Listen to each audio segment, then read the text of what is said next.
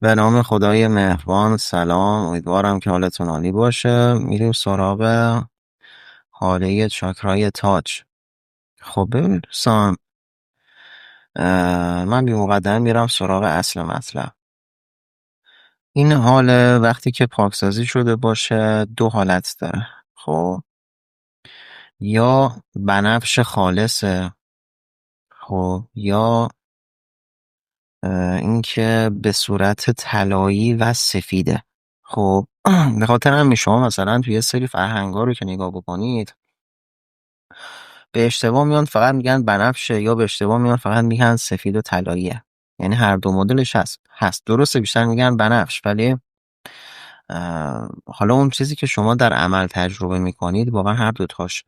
این موردی هم که دارم بهتون میگم خیلی خاصه دوستان. ببینید، ما دو حالت داریم وقتی که حاله چاکرای تاج رو میبینیم، و گفتم یا بنفش خالص یا سفید و طلایی. حالا چرا به این شکل میشه؟ ببینید، کسایی که حالهشون سفید روشن پرنور، خب نه اون سفید بیرنگ، نه منظور اون نیست. کسایی که حالهشون طلاییه، حالا خصوصا بیشتر طلایی میشه، یا مثلا طلاییش یه خورده قاطی سفید میشه، یا بنفشش مایل به سفید میشه. ولی بخوام دوتاشو بگم باید اینجوری بگم، مثلا بنفش با طلایی، خب چون بیشتر تو این قشر دیده میشه. شما اونایی که روی پاکسازی چاکراشون خوب کار کردن، اونو بنفش میشه یا بنفش خالص میشه. و کسایی که مشکلات خاص مربوط به این چاکرا رو ندارن، که خب تو حالشون بروز نداره قاعدتا، اینها حالشون بنفش خالصه، یه بنفش شفاف و قشنگه.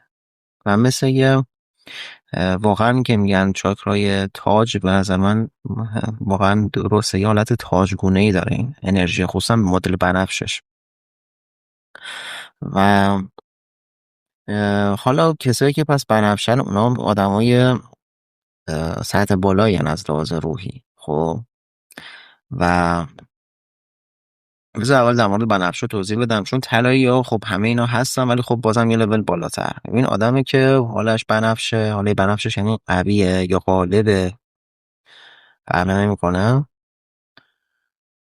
ببینید، اینا آدمایی هن که اتصال به عوالم بالا دارن. یعنی چی؟ یعنی از لحاظ معنوی این آدمای رشد یافته هستن. اینها روحشون یه ذره ارتقا یافته است، یعنی دیگه تو قید و بند این دنیا و نمیدونم گیر کرده، چجوری میگن، اتصال شدید، وابستگی به مباحث این دنیا، مثل لذت هاش، یا مثل شهوت ها، مثل نمیدونم پول یا مباحث اینجوری، وابستگی ندارم. ببین دوستان، وابستگی خیلی فرق میکنه با اینکه شما استفاده کنی، نمیدونم کسب درآمد کنی. اینا منظور یه چیز دیگه است، اینا رو با هم دیگه قاطی نکنید، خصوصا کسایی که حالا خیلی تجربه ندارن، وابسته نیستن. یعنی مثلا خیلی دلبسته این مادیات اینا نیست. خب اینا روحشون رشد کرده، اینا کمک میکنه که با کل کائنات بتونن یه اتصال بگیرن. خب با انرژی های کیهانی که از بالا وارد خصوصا بدن انرژتیک ما میشه، اینا خب خیلی قوی اون انرژی ها رو دریافت میکنن. خب چون ما دو تا کانال داریم، یکی چاکرای ریشه هست، یکی هم چاکرای تاجه. خب ببینید، اینا انرژی های معنوی، انرژی های کیهانی رو خیلی خوب دریافت میکنن. اینجور آدم ها معنویاتشون درسته. خب و نمیدونم تو بازی های تناسخ و نمیدونم یا یه سری عدد فرای، حالا خودتون هر روز یه مدل دیگه، خیلی درسته، خداپرستن، نمیدونم چیزای عجیب غریب، نمیدونم، یه معنویات درستی دارن، یه معنویات واقع بینانه، منطقی و خداپرستانه ای دارن. متوجه شد؟ اینجوریه. وگرنه چاکراشون مشکل داره و حالشون هم معمولا نگاه میکنید اون حاله پر از خطوط تیره است، مثلا پر از، یا اصلا کدر است، این بنفش نیست، یه جور خاصیه. میفهمی این حاله مثلا مال این چاکراه، ولی خیلی کمرنگه، یا خیلی کدره، یا تیره اساسا، یا خیلی سوسو میزنه، یا حالت قشنگ عدم تعادل و عدم فرکانس مناسب رو وقتی میبینی از حالش کامل متوجه میشی. و این افراد معمولا عرض کنم که یک شهود خوبی هم دارن، یعنی چون اتصال دارن کلا به عوالم بالا، خیلی موقع ممکنه که مثلا یه سری پیام ها رو دریافت کنن و حالا خب ممکن اصلا خودشان ندونه، ولی یه سری چیزا بهش الهام میشه، یه سری چیزا رو خودش متوجه میشه. خب اینها به وسیله چاکرای تاج اومدن و کلا آدمی که این حالش قویه، پرنوره، آدم معنویه. یعنی شما وقتی یه آدمی رو میبینید که حاله بنفش داره یا حاله طلایی داره که خب دیگه خیلی عالی تر، آدم معنویه. خب آدمیه که معمولا آدمای خوبی هستن، آدمای کم حرفن، آدمایی که تا نیاز نشه حرف نمیزنن. اینا ویژگی هاشونه. یعنی شما آدمای حاله بنفش زیاد میبینی، حالا خصوصا تو مکانهای معنوی. خب خیلی حالا ممکنه اون لحظه حاله بنفششون غالب‌تر شده باشه، زیارتگاه ها مثلا حاله بنفش رو ممکنه شما زیاد ببینید و نشونه های خوبیه معمولا. و کسایی که حالشون هم بنفشش خالصه معمولا ذهن آرومی دارن. اینا خیلی موثره، یعنی خیلی حالتهای پریشون و خیلی هیجانی و خیلی عجب غریب و اینا نیستن، خیلی آرومن، خیلی ریلکسن و متوجه میشید که آدمای عمیقی هستن. اما در مورد کسایی که حاله طلایی دارن، یعنی اون مدل دومش که عرض کردم خدمتتون، خب اینها خب یه انرژی خالص الهیه. میدونید چی میگم؟ یعنی خیلی توی ارتباطشون با خدا خیلی سعی کردن روی خلوص نیتشون کار کنن و نیت دوستان خیلی تأثیر داره توی این که حاله مثلا طلایی بشه خب و حاله تاجشون طلایی بشه. نیت‌هاشون خیلی خداگونه است، خیلی برای رضای خدا کارهاشون، اعمالشون انجام میدن. و حالا مثلا حالا من خیلی دوست دارم بعداً حالا در مورد تمریناتی که چطور نیتمون رو خالص کنیم، مثلا وقتی می‌خوایم نمازی بخونیم، کاری بکنیم، بعضی موقع میشن تا اول مثلا باید مثلا 1-2 دقیقه تو خودت تمرکز کنی، نیتتو خالص کنیم، بعد شروع کنی به اون نمازی که میخونی یا هر عبادتی که میکنی یا کار خیری که میکنی یا بخششی که میکنی، هرچی. خیلی مهمه رو نیتتون کار کنید.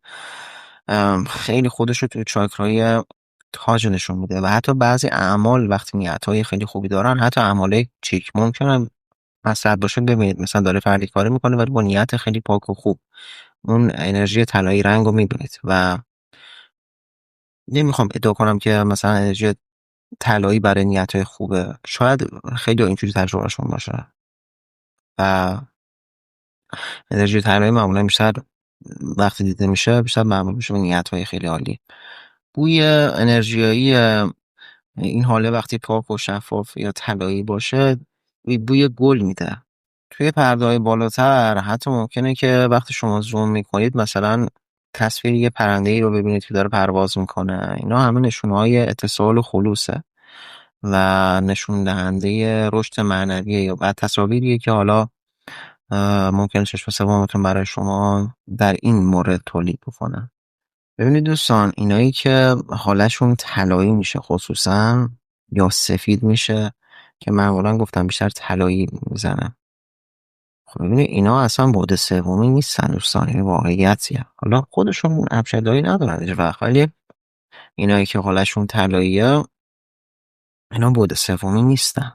خب و خصوصا یه سری مدیوم ها که حالا دارن پیشرفته تر میشن، دارن سطح انرژیشون میره بالاتر، حتی ممکنه یک لحظه یک سری چیزایی رو ببینن توی این حاله تاجشون خصوصا که بفهمن که مثلا با فرازمینی ها در ارتباطن یا با موجودات بعد 4 5 اینا از این بابت ممکنه مشخص بشه براشون. و اینها ببینید حالا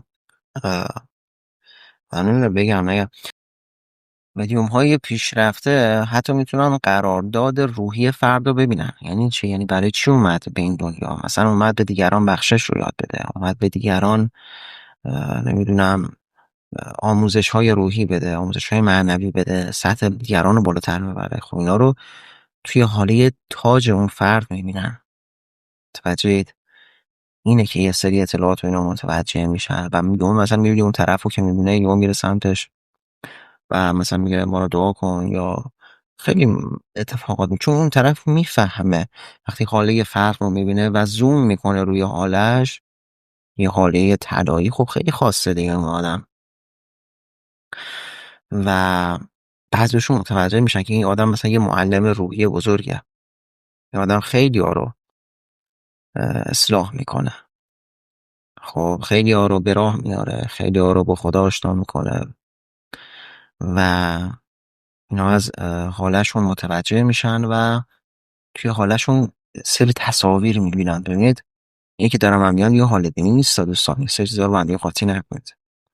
اینا پرده های بالای مدیومی و شهوده در واقع. می‌دونید چی میگم؟ شما وقتی رو حالش تمرکز میکنید، ببینید اینا من بهتون گفتم خیلی از مواقع توی سطوح بالا آدمای معنوی، آدمایی که اتصالات ماورایی خیلی عمیق و قوی دارن، اینا خیلی موقع چاکراهاشون یک سری درگاه ها هستش. متوجه؟ مثلا چاکرای تاج اون فرد باعث میشه خودش انرژی های کیهانی پخش بشه تو زمین. خب یعنی خودش یه درگاهیه. ببینید مثلا میگن یک سری عالمای بزرگ، عارفای بزرگ، یعنی اونا وقتی از دنیا میرن مثلا یک سری خیر و برکت ها از عرض کنم که از زمین اون اطراف یا اون منطقه کلا اون شهر میره. چرا؟ به خاطر اینکه اینا خودشون دارن انرژی های نور رو مثل یه پورتال تو مثل یه درگاه، بخوام سریع تر بگم، مثل یه درگاه دریافت میکنن و پخش میکنن. متوجهید؟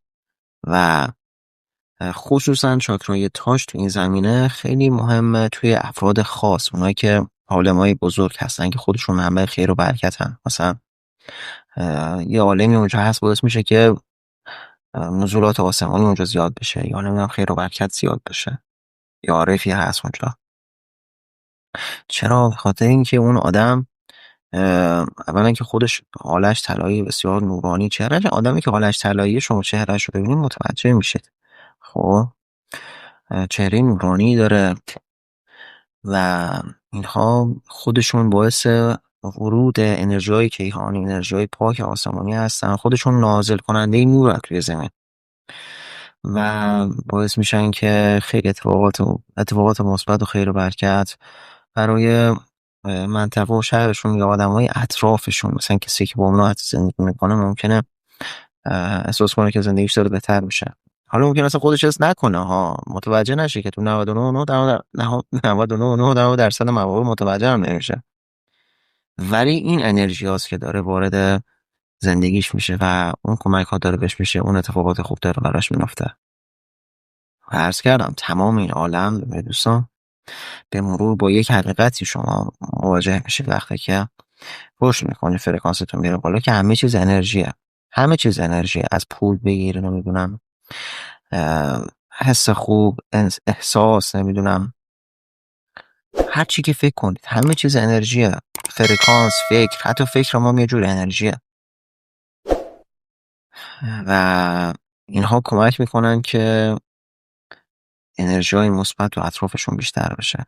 کلا در مورد چاکرای تاج و حالش شما باید یه خورده حس مقدس بودن رو درش حس بکنید. خب یعنی به مرور اینجوری میشید و اگر این حس رو ندارید نسبت به انرژی بنفش که دارید توی اون فرد میبینید، خب هنوز خیلی ضعیفیده و این که از نشوناست دارم بهتون میگم.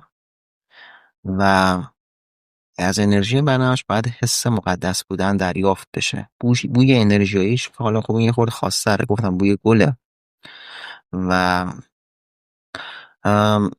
این حس مقدس بودن، این حس آرامش از اون فرد باید دریافت بشه و احساس بکنی وقتی حرف میزنه یا کنارش هستی باید حس خوب دریافت کنی.